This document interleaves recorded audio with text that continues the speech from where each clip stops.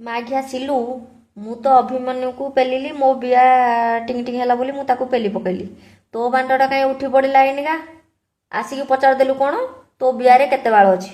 ତୋ ମା ବିଆରେ ଯେତିକି ବାଳ ତାଠୁ ଟିକେ କମ୍ ଅଛି। କାହିଁ ତୋର ଦରକାର ଥିଲା କି ବିଆର ବାଳ?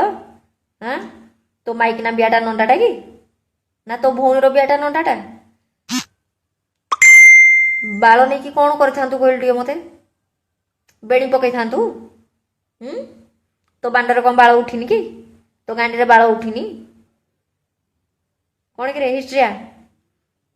ବେଧ ଛୁଆ ସିଲୁ, ମାଘିଆ ଦାରି ଛୁଆ ରାଣ୍ଡି ଛୁଆ, ହିଷ୍ଟ୍ରିଆ ମାଘିଆ ସାଙ୍ଗେ ସାଙ୍ଗେ ଆସିକି ଭିଡ଼ିଓ ପୋଷ୍ଟ ହଉ କି ନ ହଉ ସାଙ୍ଗେ ସାଙ୍ଗେ ଆସିକି ଅନେଇକି ବସୁଛନ୍ତି କେମିତି ଗୋଟେ ବାନ୍ତି କରି ପକେଇବେ ଆଉ। ହଲଉଥିଲୁ ବୋଧେ ଆଉ ନା, ସେଥିପାଇଁ ବିଆର ବାଳ କଥା ମନେ ପଡ଼ିଗଲା ଆଉ। କ'ଣ ବିଆର ବାଳ ଲାଗିକି ବାଣ୍ଡ କଟି ଯାଇଥିଲା ନା କ'ଣ ସେଥିପାଇଁ ମନେ ପଡ଼ିଗଲା?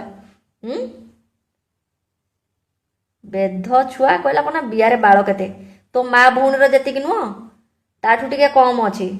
ଯଦି ଦରକାର ହେଉଛି କହିବୁ, ମୁଁ ମାଗି ଯାଚିକି କେଉଁଠୁ ଆଣିକି କାହା ପାଖରୁ ଆଣିକି ସେ ପାଚିଲା ବାଳ ହଉ, ସେ କଳା ବାଳ ହଉ, ସେ କୁଞ୍ଚୁକୁଞ୍ଚିଆ ବାଳ ହଉ, ତ ଯଦି ଦରକାର ନିହାତି ମୋତେ କହିଦେବୁ, କମେଣ୍ଟ ବକ୍ସରେ ଆଉ ଥରେ କମେଣ୍ଟ କରିଦେବୁ, ମୁଁ ଆଣିକି ତୋତେ ଅଜାଡ଼ି ଦେବି। ବୁଝିପାରିଲୁ? ବେଣୀ ପକେଇବୁ ନା, ନହେଲେ ନଣ୍ଡା ବାଣ୍ଡ ଧରିକି କେମିତି ବୁଲିବୁ? ଲୋକ ପସନ୍ଦ କରିବେନି।